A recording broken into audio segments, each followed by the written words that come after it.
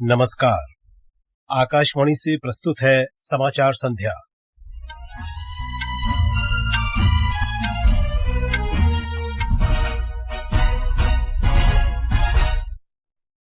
सरकार ने केंद्र सरकार के सभी अस्पतालों में सुरक्षा तैनाती 25% बढ़ाने को मंजूरी दी।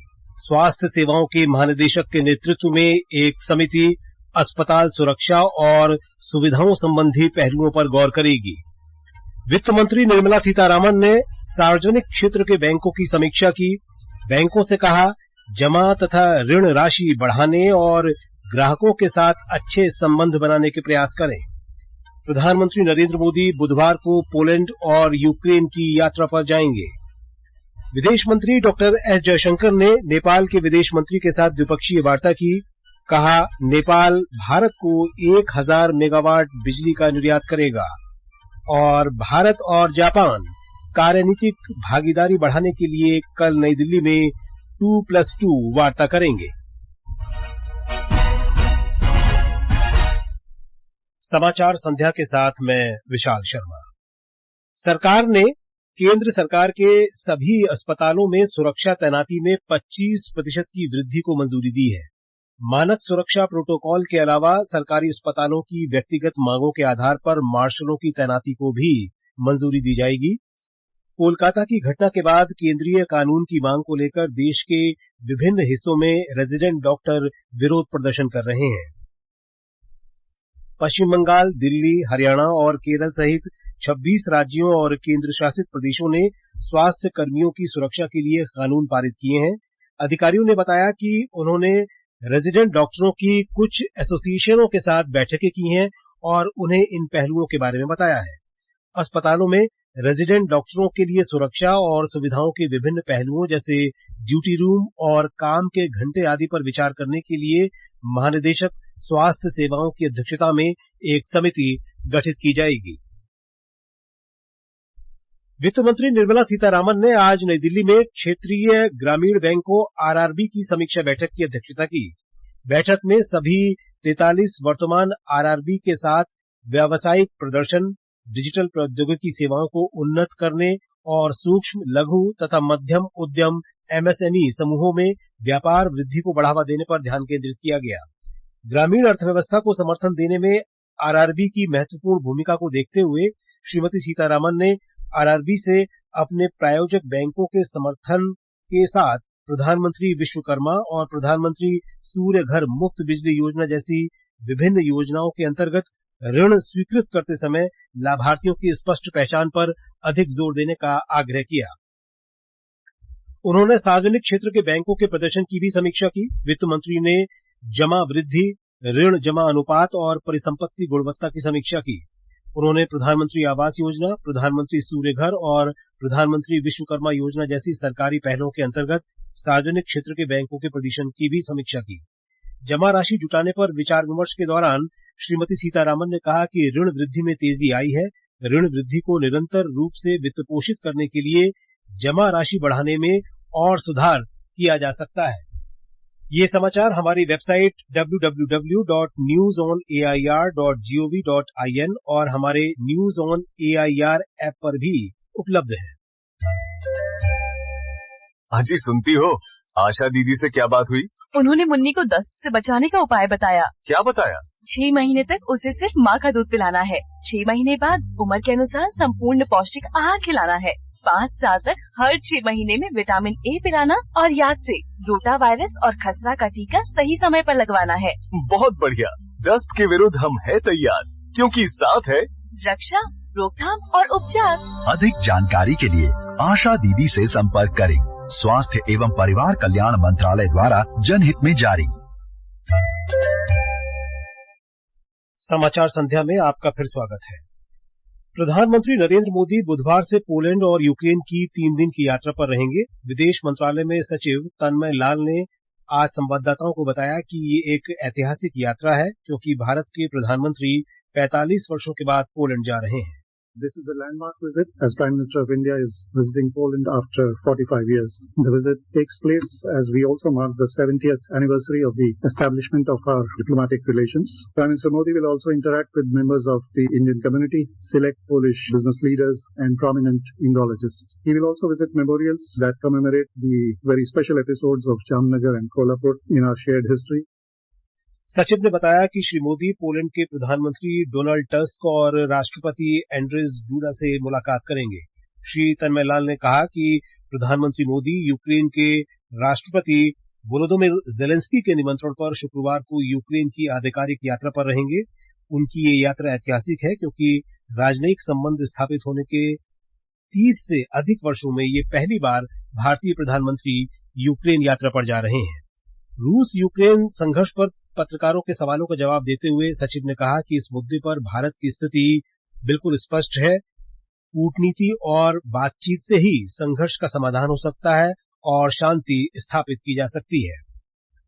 विदेश मंत्री डॉक्टर एस जयशंकर ने आज नई दिल्ली में नेपाल के विदेश मंत्री आरजू राणा देउबा से मुलाकात की।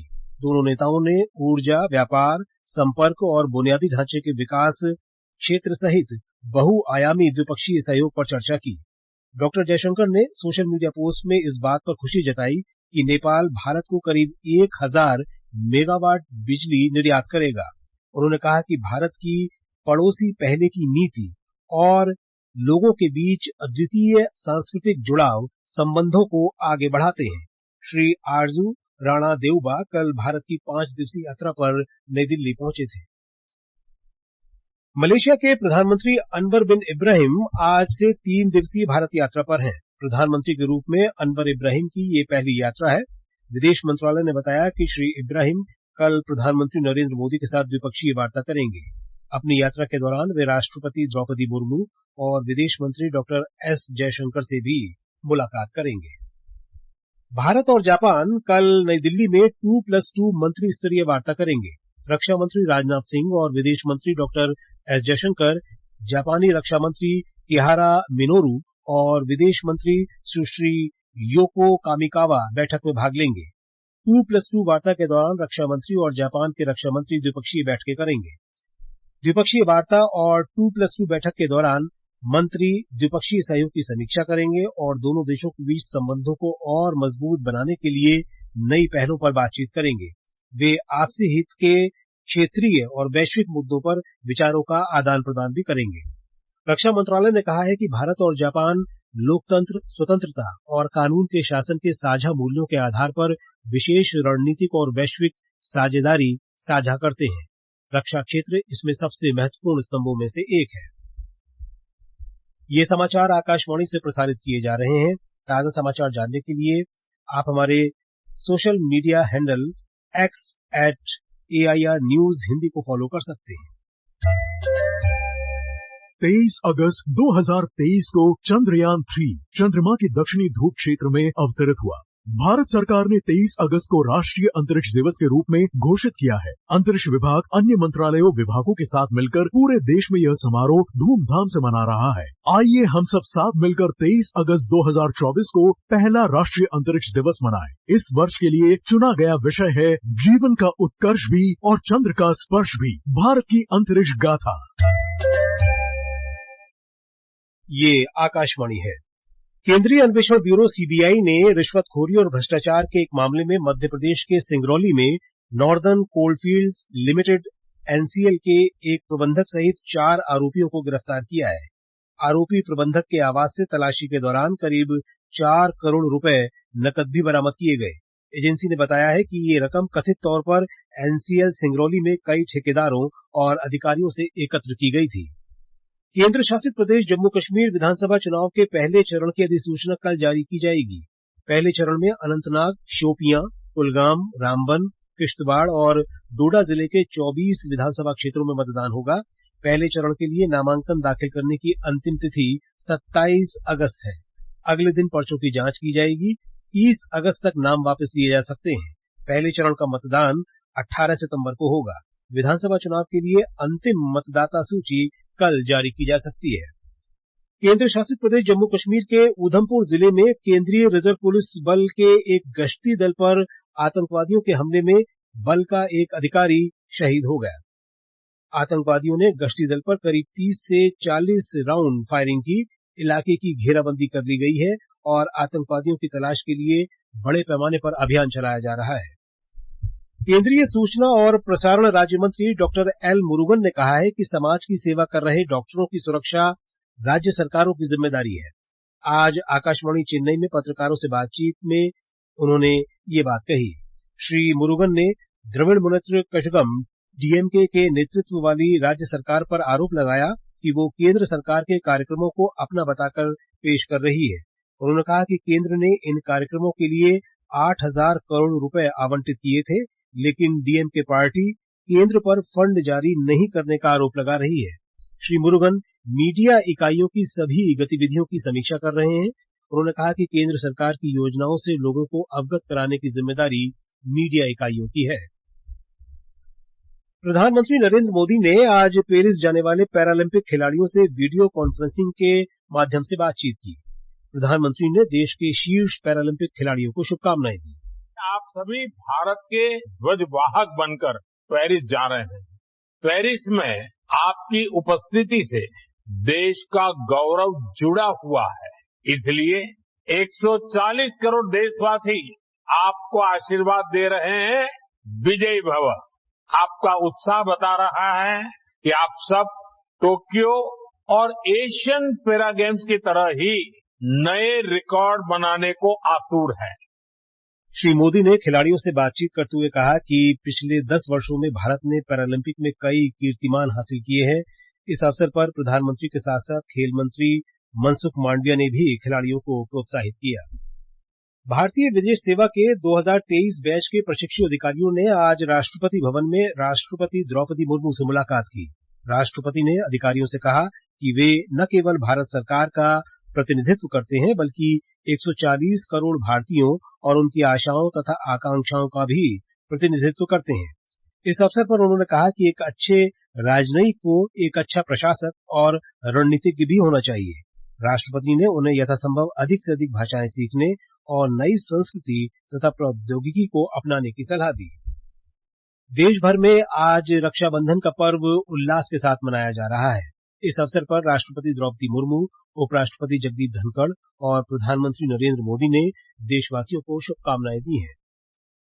सेना प्रमुख जनरल उपेंद्र द्विवेदी ने आज भारतीय सेना की जारी महत्वपूर्ण पहलों और वर्ष 2047 तक विकसित भारत के उद्देश्य को प्राप्त करने में इसके योगदान पर एक उच्चस्तरीय बैठक की अध्यक्षता की।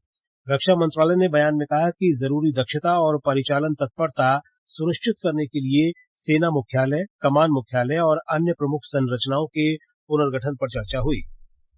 आकाशवाणी का समाचार सेवा प्रभाग अपने साप्ताहिक कार्यक्रम पब्लिक स्पीक में आज रात 9:30 बजे अंतरिक्ष क्षेत्र में उभरते अवसर विषय पर परिचर्चा प्रसारित करेगा।